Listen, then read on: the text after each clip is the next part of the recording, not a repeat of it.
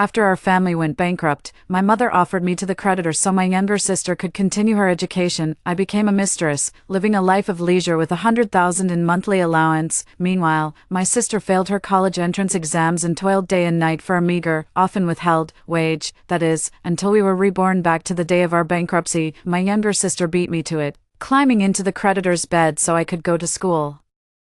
I lowered my gaze with a cold sneer. Does she really think being a mistress is some kind of glorious achievement? While I was out shopping, a group of people carrying cameras surrounded me. We're doing a street interview. May I ask roughly how much your outfit today costs? I replied nonchalantly. The clothes and such aren't worth much. The total comes to less than 6 figures. The real luxury is this bag of mine. Just the prerequisite spending to get it was $500,000. The crowd was stunned. Someone couldn't help but blurt out, "Holy crap, that's more than I make in several years." The bespectacled man at the front spoke with a new note of caution in his voice. May I ask, roughly how much do you spend in a month? I've never really kept track. I counted on my fingers and said, my boyfriend gives me a fixed allowance of 100,000 a month. For everything else, like travel or shopping, I just use his black card, places like the beauty salon. I have a lifetime VIP membership, so honestly, I couldn't even begin to calculate it. Some of the girls couldn't help but shoot envious glances her way, then looked at their own boyfriends with a mix of disappointment and frustration. The bespectacled man clicked his tongue and asked the final question, "So, what do you do for a living?" I paused for a moment, then let out a light chuckle. With a boyfriend who dotes on me so much, why would I need a job? I've been with my boyfriend since I was 18, and I just turned 30. My life is all about shopping. If I ever get tired of this lifestyle, maybe then I'll think about getting a job. It's a bitter thought, how I break my back every day for a few measly coins, while people like her have money thrown at them without lifting a finger. Some laughed at themselves, others wore a bitter smile, and a few just broke down and cried. The group of reporters practically fled in disarray. I watched their retreating, disheveled figures with cold indifference, let out a derisive snort, and turned to leave, only to hear a sharp, biting remark. Rosalie, feeling pretty smug now, are we? I turned my head to look at the speaker. She was dressed in cheap office wear, her hair plastered to her face, both hands fully occupied carrying coffee. My dear sister Isla was glaring at me with eyes that could practically shoot fire. A smirk tugged at the corner of my mouth. During the street interview earlier, she had been lurking behind a big tree like a sewer rat, spying on me and eavesdropping on my words. Every single one of my answers was enough to make her lose her composure. Rosalie, why aren't you saying anything? Do you look down on me? Isla threw her coffee to the ground and rushed over, grabbing and pulling at my clothes. The whole world can look down on me, but not you, Rosalie, because the wealth and luxury you enjoy now should have been mine. If you hadn't stolen Stark from me, I would be the one he dotes on now. I wouldn't have to slave away every day for those snobs who judge people by their status. The Stark she mentioned is my boyfriend, or rather, the sugar daddy who keeps me. He's 57. Isla, how dare you say that? I frowned and slapped her across the face. When our family was in trouble, it was you who cried and swore to study hard and make something of yourself. Mom had no choice but to sacrifice me to pay off the debts. You're a failure because of your own incompetence, and after all the debt I took on to put you through school, this is the thanks I get. With a sudden, savage strength I didn't know she possessed, Isla yanked me out into the road. You bitch, you stole him from me. Just die. A massive truck was barreling straight toward us. As I was flung through the air, I kept my eyes shut, feeling the searing pain rack my body. Yet, in that moment, my mind became utterly clear. It was as if all the filth that had weighed on my heart for years vanished into thin air, carried away with the fading of this life. Too, your husband's dead, but the debt's still mine to collect. If you can't pay up, I'm taking your daughter instead, or else, I'll kill you. As the door slammed shut, a woman's hysterical sobs instantly pierced the air. Your father took the easy way out by jumping. But how are the three of us, just me and you kids, supposed to pay off this mountain of debt he left behind? I slowly opened my eyes to see my mother, looking years younger, and right beside me was Isla, wearing her school uniform. Did I just go back to being 18? Mom wiped her tears, her gaze shifting painfully between me and Isla. In my past life, Isla was so terrified she clung to Mom and cried nonstop. She, who had always been at the bottom of the class, swore to the heavens that she would study hard from then on and make something of herself. Mom had always favored her youngest daughter and couldn't bear to see her cry, so she pushed me, the quiet one, out to deal with it. I still remember her awkward, convoluted words. Rosalie, you've always been clever. If you can just manage Rhett, a life of luxury is yours for the taking. But your sister, she's too headstrong. She's bound to suffer for it. My thoughts snapped back to the present, this time. Surprisingly, Isla was remarkably calm. Far from crying, she instead rushed out the door in pursuit. Mom was sobbing uncontrollably, gasping for breath, and waved her hand to signal for me to go check on Isla, but I pretended not to notice and, amidst the mess on the floor and the sound of Mom's weeping and scolding, I just kept reading my book, because I had a pretty good idea what Isla was going to do. 3. It wasn't until the evening of the next day that Isla finally returned. Riding in Rhett's Mercedes, gone was the clean school uniform she had left in, replaced by a figure-hugging black bodycon dress. She pointed at the dense cluster of hickeys on her neck and gave me a triumphant smile. "Sis, I snatched your chance this time." I watched her fearless smile, thinking to myself she looked like a brainless fool, but on the surface, I feigned jealousy. Mom realized what had happened and nearly fainted on the spot, her hand trembling as she pointed at Isla. How could you?" Isla shrugged. "Don't worry about whether I can or not, it's already happened. Stark told me to move into his villa. As for my sister," Isla turned to look at me with a nasty grin, "since she loves studying so much, she can just go take the college entrance exam. I'll be watching to see just how far this bookworm can get." With that, she strutted around the room with an air of superiority before heading to the door. "There's really no need to bring much. Stark will buy me new things, better things. As for this money," with a showy flourish, she pulled a gleaming gold card from her bag and waved it in front of me. My eyes darkened. Red had given me this exact same card in my past life. Without a second thought, I handed it over to my mother so she could continue funding Isla's education. I even transferred money into that account every month, completely filling the financial hole our family was in, that is, until Isla failed her college entrance exams and came to me asking for more money to go abroad and gild her credentials. I turned her down and cut off the support, only sending my mother a basic living allowance each month. Isla resented me for it, believing her difficult life was all my fault, and in this life. After a moment's hesitation, Isla slipped the card back into her bag. "Stark gave this to me. Well, I really shouldn't give it to you guys, or Stark will be upset with me. Mom, sis, I'll come back to see you when I have the chance." She let out a cheerful whistle, turned, and walked away without a second glance. Mom's eyes rolled back, and she fainted on the spot. Seeing she was all right, I poured her a glass of warm water, set it beside her, and went into my room to study. My mother's choices in our past life severed the bond between us. I simply can't feign any concern for her. As for Isla, she thought that becoming Rhett's mistress would guarantee her a lifetime of luxury. She has no idea what she's lost, that clean, bright, and pure kind of life. This time, it's my turn, to save on the high tuition fees. I wanted to transfer from my private international high school to the public one high school. After my mother fell ill, I went to see the principal of one high school myself. The principal shook his head repeatedly before I could even finish. "Son, it's not that I don't want to take you in, but I have to consider the school's college admission rate. With the college entrance exams right around the corner, asking our top high school to admit a transfer senior student with a full scholarship is simply too great a risk." Having worked alongside Rhett all these years, I've met all sorts of people and picked up a thing or two.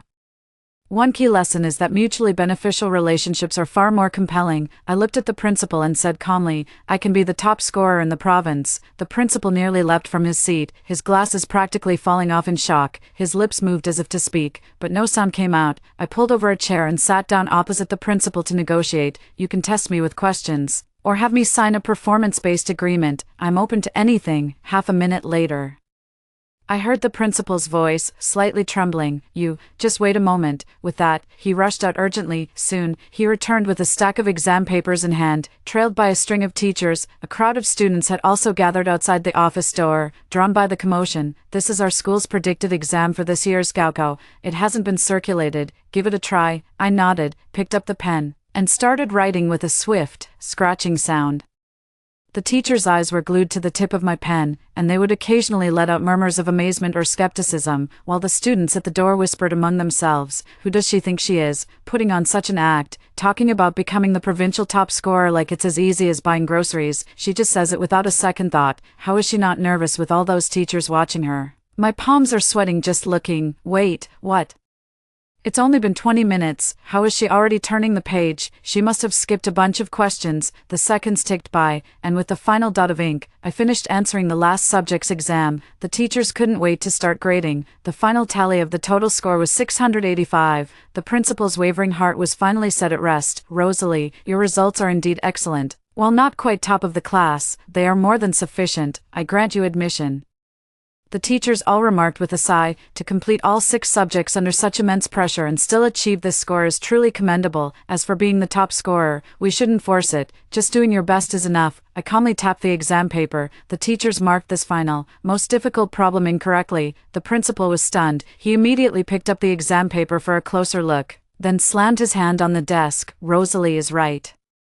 How could you all be so careless? Adding these 25 points, Rosalie's total score is 710. This result was exactly what I expected. In my past life, the reason I managed to stand out among Rhett's many mistresses, aside from being sensible and obedient, was one crucial factor. I got his only son into Tsinghua University, 5, before my family's downfall. I was already a shoo-in for Tsinghua or Peking University. I was practically drowning in competition awards and consistently ranked first in the entire school. For a time, I was my father's favorite bragging material at his drinking parties, but unfortunately, at that international school teeming with the children of the elite, academic performance wasn't the teacher's top priority, so when my family fell on hard times, not a single one of them came to persuade my mother to let me continue my studies. Back then, I needed a lot of money. And I needed to plug a huge financial hole at home in a short time. That meant I had to suck up to Rhett. I knew how precious his only son, Stark, was to him, but Stark was a willful and rebellious kid, even at a young age. He was the school bully, acting like a complete delinquent. Every tutor who came to his home ended up being pranked by him, seeing Stark so anxious that he was getting cold sores. I begged him to let me give it a try. A natural genius and a top student are actually 2 entirely different breeds. A top student relies on constant review and accumulation, while a natural genius simply stands there, born to learn. Their brains automatically calculate the most efficient way to learn in a short time, converting knowledge at a terrifying speed. If I can't put my abilities to use for the college entrance exam, then I'll just have to apply them elsewhere. Rhett was initially skeptical, but after I tutored Stark for a week, not only did he become completely deferential to me, but he also scored nearly a perfect result on the joint entrance exam for middle school. Rhett was overjoyed. From then on, I was promoted from a mistress to a girlfriend he could proudly show off, and I moved into the Zhou family home openly and legitimately. For as long as I stayed at the Zhou residence, Stark maintained his position at the top of his class. It all culminated in the final college entrance exams, where he clinched the title of provincial top scorer and gave interviews to the media. Rhett was grinning from ear to ear and asked me what reward I wanted. I ventured cautiously, "Stark, I'd like to go to school, may I?" Rhett's smile vanished instantly, his expression darkening. He pinched my cheek meaningfully. "Rosalie, just stay by my side and behave. You'll have the house and car you deserve, but if you get any other ideas, don't blame me for not holding back." By that time, Rhett was already a prominent entrepreneur on the rich list, a man who could turn his hand to anything and wield immense power. Even if I were the Monkey King, I couldn't escape the palm of his hand. I could only offer him a docile smile, swallowing the bitterness in my heart. I'm not worried about the future. Stark, with his master's and doctorate, still wants to pursue further studies at Harvard, as long as he still needs me. My position in the Zhou household is unshakable. Rhett has been very good to me all these years. I already own several apartments in the city and hold shares in Zhou Enterprises. On top of the unlimited black card, a sizable monthly allowance is deposited into my account. It seems I have everything, yet I can't shake the feeling that I have nothing at all. That was close. Heaven has given me a second chance. Let all those sordid and sinful memories stay buried in my past life. My thoughts snapped back to the present as I heard the entire room erupt in an uproar. Holy crap, our school hasn't had a 700-point scoring years. The principal must feel like he's struck gold. Turns out I'm the clown here. I bow to you. Oh, great one. They waltzed to a 700 without breaking a sweat, while I struggle and sweat for less than 500. What's even the point of school anymore? The principal's face flushed with excitement as he swiftly finalized my transfer paperwork. The teachers from the 2 advanced classes argued fiercely, red in the face, over who would get me, but no one expected me to walk straight up to Mr. Liu, the teacher of Class 10. "Hello, teacher, I look forward to learning from you." Everyone was stunned. Class 10 isn't just a non-honors class, it's the absolute rotten apple of the entire first high school. It's not just a collection of underachievers. Bullying incidents are frequent, and they've even gone through several homeroom teachers. Teacher Liu stammered, would you reconsider? I'm worried I'd hold back your future." I shook my head with a smile. "I absolutely have to get into Class 10. One of the main reasons I came to know one high school. It was all for one person, 6. The moment she entered Class 10, the noisy classroom fell silent for a split second before erupting into a flurry of heated whispers. "Is that the show-off who said she's aiming for the top provincial exam score? Is she crazy?" Why would she come to our class instead of staying in the honors program? Wait, is she seriously sitting next to Sister Jo? She's in for a world of trouble. Every eye in the classroom turned toward me. A few snickers of schadenfreude were mixed in here and there. I took the only empty seat in the entire class, sensing an undeniable gaze from my side. I turned my head and met my deskmate's scrutinizing look. The girl with dyed red hair gave my stool a hard kick, scowling as she spoke. Get lost. I won't tell you twice. From my angle, I could see a thin sliver of broken sunlight fall across her forehead. Her delicate features were hidden beneath heavy makeup, her school uniform altered beyond recognition. She glared at me with a furrowed brow, like a bristling hedgehog. I don't care what score you get, you're not sitting next to you. Amidst the gasps of the crowd, I suddenly pulled her into a tight embrace. Only when I felt the warmth of her body did I finally let myself relax. Violet.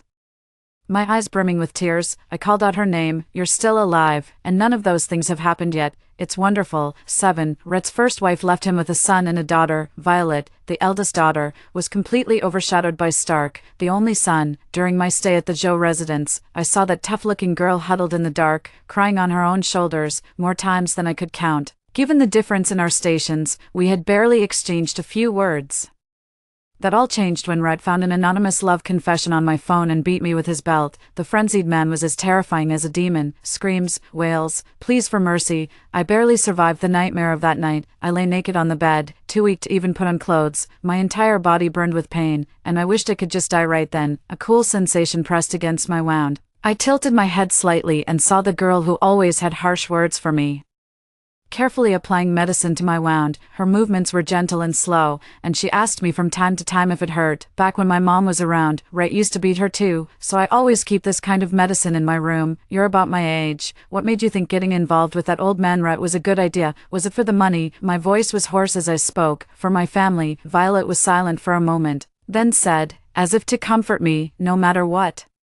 You have to keep living, even if you hate him. You need to be in good health to get your revenge. By the way, the food on the table when I got back from night study, you warmed it up for me, didn't you? The Jo's nanny wouldn't have bothered. Thank you. That night, we grew much closer. Violet and I began to share more and more secrets between us. I would sneak out of Stark's birthday party to be with her, scour every internet cafe and KTV in the city to drag her home by the ear, and occasionally hide under the covers with her, listening to her teenage confessions. That all continued until the day Stark topped the high school entrance exams, and Rhett threw him a lavish celebration banquet, inviting dignitaries from all walks of life. It was also Violet's 20th birthday that day. I wanted to slip out early to find her, but Rhett kept me close like a pretty accessory. By the time I finally managed to get away, I found 20 missed calls from Violet on my phone. When I called back, there was no answer. My anxiety grew with each passing moment, and in a frantic panic, I called every one of her classmates and friends. It wasn't until the very end that I received a call from the police. They said they had discovered the body of a woman, disfigured beyond recognition. With trembling hands, I lifted the white sheet. The sight of a single finger was all it took for me to know it was her. I collapsed to the floor, a chill of utter dread seeping into my bones. I clamped a hand over my mouth, desperate to stifle the scream clawing its way up my throat. It was Rhett's rivals. They had Violet kidnapped to force Rhett to withdraw from next week's bid. Rhett refused. Then, he put on a facade as if nothing had happened, all smiles as he continued celebrating his son's academic success.